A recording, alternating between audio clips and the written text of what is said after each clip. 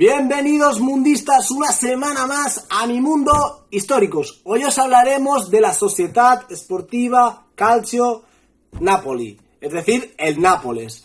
Hoy os hablaremos de este club en honor a una de sus leyendas que falleció ayer, como es el Pelusa, Diego Armando Maradona, ¿vale? Mítico jugador del Nápoles, entre otros. Este club que actualmente juega en el estadio de San Paolo.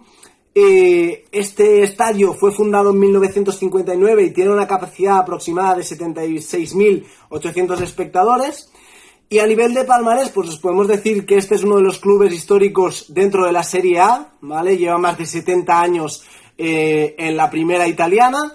A nivel de títulos ha ganado 2 ligas italianas, 6 copas italianas, y a nivel europeo ha ganado una UEFA, la que es actualmente la Europa League.